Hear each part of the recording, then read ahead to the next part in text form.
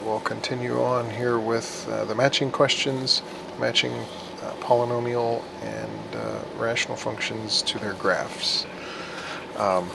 In this first function here, which is a polynomial, we're asked for the zeros. Well, the function has a zero at x equals -2, because if you plug a -2 in right here, -2 plus 2 is 0, and then 0 times anything, and it doesn't matter what, 0 times anything is 0, and so that makes all of this 0, which means that this is 0, which means that the function is 0. Its multiplicity is 1, because when we look at the exponent that this factor is raised to, it's 1. The 1 is not there for us to see, but we know when there's no number there that it's raised to the first power.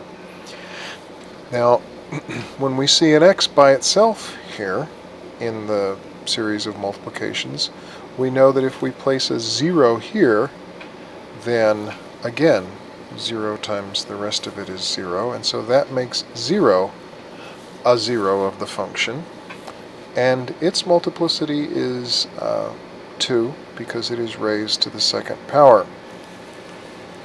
So those are our two zeros. Now we might look here and think, well, shouldn't that be responsible for some zeros?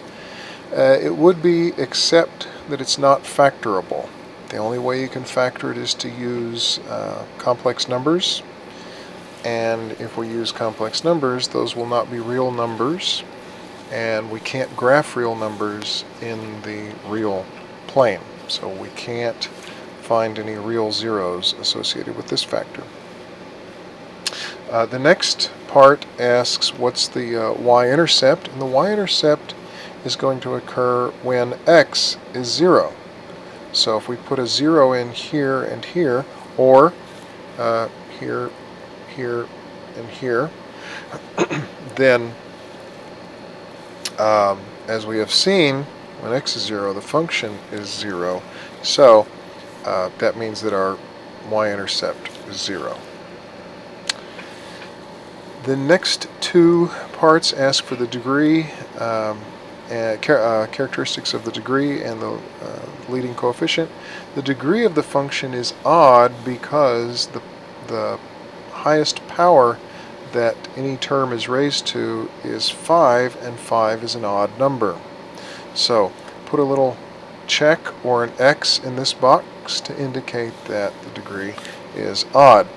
The leading coefficient is negative because the leading coefficient is the number out front here, in front of the highest degree term, and that number here is -1/2, and so that's a negative number, so the leading coefficient is negative. And before I take a look at what graph this function belongs to, I just want to mention that this this factor right here not being factorable, that's kind of that's a little tricky. That's not something I'm going to put on our final. I won't, everything will be presented in fully factored form, and there won't be any factors like this that you can't factor further. So now, what graph is this?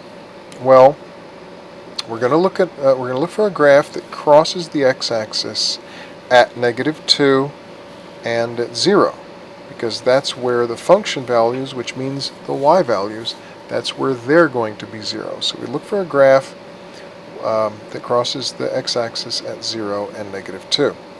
So what crosses or touches the x-axis at 0 and -2? Well, we see the first one does. The first one right here crosses and touches at only 0, 0 and -2. This graph B, has more than 2 zeros. This graph C, has 4 zeros, so it's not that graph. This graph here also has more than 1 0, or more than 2 zeros, and so does this graph F. Now we look at graph D. And we see that it also has zeros at -2 and 0. So we've narrowed this down to graph A and graph D. Let's take a look at the function again and see if we can find something else that will indicate which one of these the graph will be. Well, the degree of the function is odd, and so yes, the graph is going to point up on one end and down on the other, but the fact that the leading coefficient is negative tells us that it's going to point up on the left and down on the right, and that's graph D. So this function matches graph D.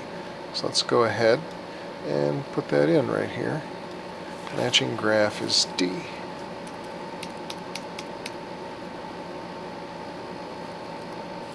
Alright, matching graph is graph D. Alright, so now